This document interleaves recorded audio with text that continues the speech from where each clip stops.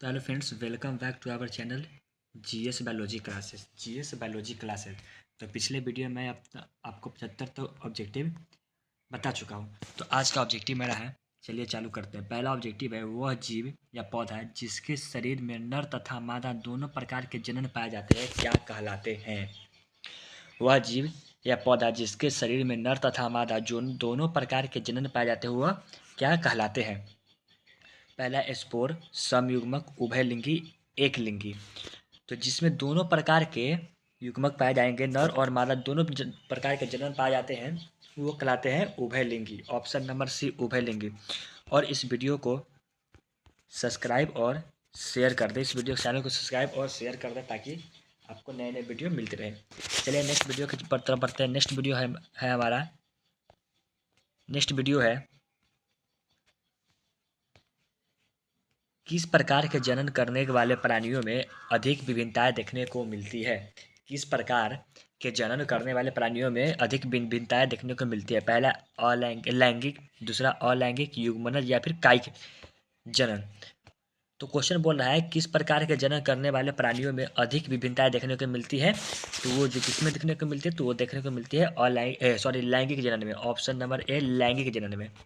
ठीक है, लैंगिक जनन में। नेक्स्ट क्वेश्चन की ओर बढ़ते हैं। नेक्स्ट हमारा क्वेश्चन है, वह प्रक्रिया जिसके अंतर्गत जीव समजात शिशुओं को जन्म देकर अपनी प्रजाति को नियंत्रण बनाए रखता है, कहलाती है। वह प्रक्रिया जिसके अंतर्गत जीव समजात शिशुओं को जन्म देकर अपनी प्रजाति को बनाए रखती है, क्या कहलाती है। जनन, लैंगिक जनन, अलैंगिक जनन या युग्मक जनन। तो इसका जो आंसर जो हो जाएगा वो क्या हो जाएगा, तो इसका आंसर जो हो जाएगा वो हो जाएगा जनन। ऑप्शन नंबर ए, जनन। ठीक है, ऑप्शन नंबर ए, जनन। नेक्स्ट क्वेश्चन की ओर बढ़ते हैं।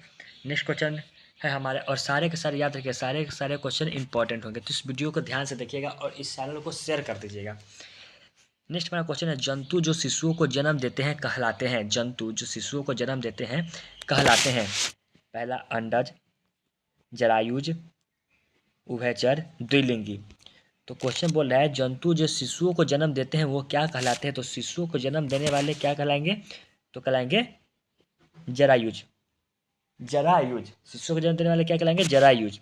नेक्स्ट क्वेश्चन की ओर बढ़ते हैं। नेक्स्ट हमारा क्वेश्चन है, अंडे से लेकर वयस्क तक बनने की संपूर्ण प्रक्रिया को कहते हैं। अंडे से लेकर वयस्क तक सब बनने की प्रक्रिया को क्या कहते हैं। तो अंडे से लेकर, जैसे मान लीजिए एक अंडा है, ठीक है, इसको पूरे के पूरे वयस्क तक बनने की प्रक्रिया को हम लोग क्या कहते हैं। तो अंडे से वयस्क तक बनने की प्रक्रिया को कहते हैं गर्भधारण, गर्भाधान। ठीक है, गर्भाधान। नेक्स्ट क्वेश्चन की ओर बढ़ते हैं। नेक्स्ट हमारा क्वेश्चन है,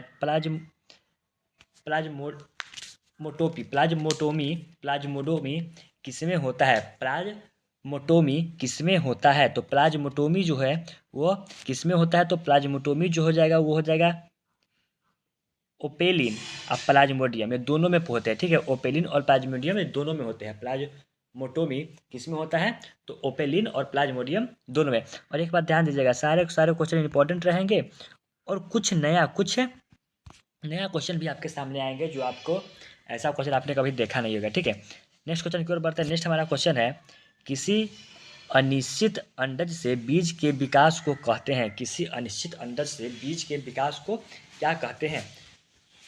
तो किसी अनिश्चित अंडज से बीज के विकास की प्रक्रिया को हम लोग कहते हैं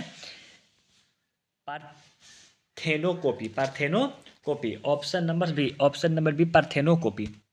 नेक्स्ट क्वेश्चन की ओर बढ़ते हैं। नेक्स्ट हमारा क्वेश्चन है, एक बीजपत्री में ग्राफ्टिंग विरले ही सफल होता है क्योंकि। एक बीजपत्री में ग्राफ्टिंग विरले ही सफल होता है क्योंकि क्या होता है, एक बीजपत्री कैम्बिडियम वाहिनी होते हैं।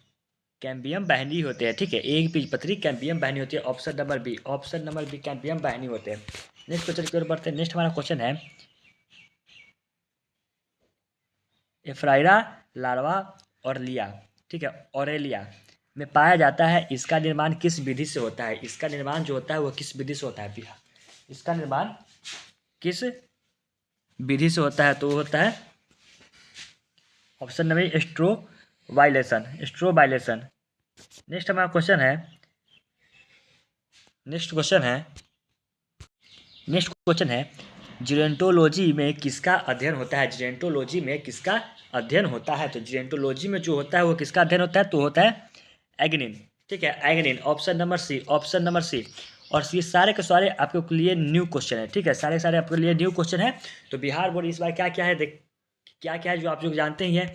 इस बार क्वेश्चन को बहुत ही अंदर से पूछा था, तो हमने भी इस वीडियो में आपको लेसन वन से रिलेटेड कुछ नए नए ऑब्जेक्टिव के बारे में बता रहा हूँ, जो आपके कई सारे बुक में भी नहीं मिलेंगे। ठीक है, चलिए नेक्स्ट क्वेश्चन की ओर बढ़ते हैं। नेक्स्ट हमारा क्वेश्चन है, निम्नलिखित में से किसमें बिना निषेचन द्वारा प्रजनन की क्षमता होती है? निम्नलिखित में से किसमें बिना निषेचन द्वारा प्रजनन की क्षमता होती है? तो किसमें? मकड़ा, गाय, मधुमक्खी या केचुआ? क्वेश्चन है, निम्नलिखित में से किसमें बिना निषेचन की प्रजनन की प्रक्रिया होती है? बिना निषेचन के प्रजनन की प्रक्रिया किसमें होती है? तो होती है मधुमक्खी में। ऑप्शन नंबर सी, मधुमक्खी में। नेक्स्ट हमारा क्वेश्चन है, प्याज के युग्मक में गुणसूत्र की संख्या होती है। प्याज के युग्मक में गुणसूत्र की संख्या कितनी होती है? तो प्याज के युग्मक में गुणसूत्र की संख्या जो होती है वो 16 होती है। ऑप्शन नंबर बी 16 होती है। ठीक है, कितनी होती है? 16 होती है। ठीक है, याद रखिएगा, ऑप्शन नंबर बी 16 होती है। नेक्स्ट क्वेश्चन की ओर बढ़ते हैं। नेक्स्ट हमारा क्वेश्चन है, किसी आवृत्तबीजी में एंडोस्पर्म है? किसी आवृत्तबीजी में एंडोस्पर्म है? क्या होते हैं? अगुणित होते हैं, द्विगुणित होते हैं, त्रिगुणित होते हैं, चतुर्गुणित होती है। तो किसी आवृत्तबीजी में एंडोस्पर्म जो होते हैं वो क्या गुणित होते हैं?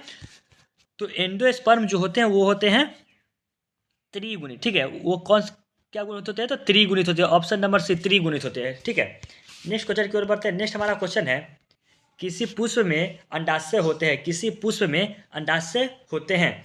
तो किसी पुष्प में जो अंडाशय जो होते हैं वो कैसे होते हैं? तो वो होते हैं द्विगुणित। ठीक है, पुष्प में अंडाशय जो होते हैं वो कितने होते हैं? द्विगुणित। Option number B.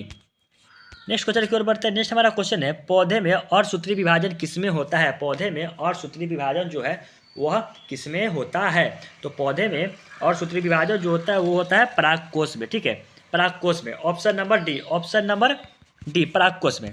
Next question की ओर बढ़ते हैं। नेक्स्ट हमारा क्वेश्चन है, किसी छोटे भाग या टुकड़े के संपूर्ण शरीर के निर्माण को कहते हैं? किसी छोटे भाग या टुकड़े के शरीर के संपूर्ण निर्माण को क्या कहते हैं? तो उसके संपूर्ण निर्माण को क्या कहते हैं? आप इसका आंसर आप कमेंट में दीजिएगा कि इसका आंसर आखिर क्या हो जाएगा। ठीक है, नेक्स्ट क्वेश्चन की ओर बढ़ते हैं। नेक्स्ट हमारा क्वेश्चन है, द्विनिषेचन किसमें पाया जाता है? द्विनिषेचन जो है वह किसमें पाया जाता है? तो द्विनिषेचन की प्रक्रिया जो होती है वो पाई जाती है आवृत्तबीजी में। ऑप्शन नंबर ए, आवृत्तबीजी में। ठीक है, नेक्स्ट क्वेश्चन की ओर बढ़ते हैं। नेक्स्ट हमारा क्वेश्चन रहेगा, पिस्टिया में कायिक प्रवर्धन किसके द्वारा होता है? पिस्टिया में कायिक प्रवर्धन जो है वह किसके द्वारा होता है? तो पिस्टिया में कायिक प्रवर्धन किसके द्वारा होता है? तो ऑफसेट के द्वारा होती है। ऑप्शन नंबर बी, ऑफसेट के द्वारा होती है। और इस वीडियो को ध्यान से देखिएगा। ठीक है, घरेलू मक्खी में माइकोटिस में गुणसूत्र की संख्या होती है। माइकोटिस में गुणसूत्र की संख्या होती है। मियोटिस में गुणसूत्र की संख्या कितनी होती है? तो घरेलू मक्खी में मियोटिस में गुणसूत्र की संख्या कितनी होती है? तो वो होती है 12। Option number B, option number B 12। ठीक है, नेक्स्ट क्वेश्चन की ओर बढ़ते हैं। नेक्स्ट हमारा क्वेश्चन रहेगा, निम्नलिखित में से किस प्राणी में ओवो विवेरिटी होती है? ओवो विपेटरी होती है।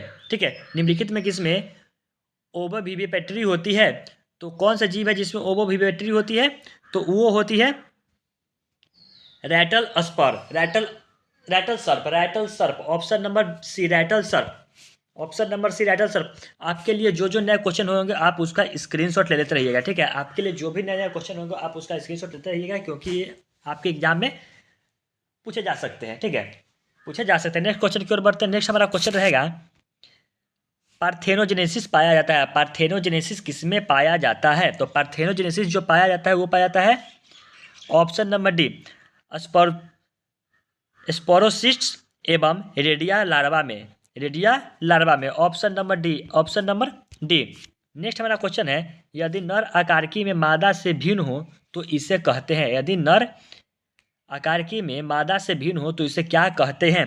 तो इसे हम लोग क्या कहेंगे? तो कहेंगे लैंगिक द्विरूपता। लैंगिक द्विरूपता। ठीक है, लैंगिक द्विरूपता। नेक्स्ट क्वेश्चन की ओर बढ़ते हैं। नेक्स्ट हमारा क्वेश्चन है, पीडोजेनेसिस किस लार्वा में पाया जाता है? पीडोजेनेसिस जो है वह किस लार्वा में पाया जाता है? तो पीडोजेनेसिस जो होता है वो पाया जाता है फैलसियोला में। फैलसियोला में। ऑप्शन नंबर बी, फैलसियोला में। नेक्स्ट क्वेश्चन की ओर बढ़ते हैं और ये इस वीडियो का लास्ट क्वेश्चन है। ठीक है, किसमें तीर्क द्विखंडन पाया जाता है? किसमें तीर्क द्विखंडन पाया जाता है, तो किस में त्रिक द्विखंडन पाया जाता है, तो वो पाया जाता है सिराटियम में, ठीक है। और इस वीडियो में बस इतना ही, मिलेंगे नेक्स्ट वीडियो में। और उसमें अब लेसन 2 के जितने भी ऑब्जेक्टिव है उसके बारे में, लेसन 2 में जितने भी ऑब्जेक्टिव है उसके बारे में अब बात करेंगे, ठीक है। और लेसन 1 से मैंने आपको 100 ऑब्जेक्टिव करा दिए, ठीक है, मैंने आपको 100 ऑब्जेक्टिव करा दिए। और ये सारे के सारे ऑब्जेक्टिव जो हो गए आपके लिए इंपॉर्टेंट हो गए, तो ध्यान से देखिएगा, देखे हैं। और इस वीडियो को बार बार देख लीजिएगा, आपको ऑब्जेक्टिव सारे के सारे क्लियर हो जाएगी। तो मिलते हैं नेक्स्ट क्लास में, तब तक के लिए थैंक यू।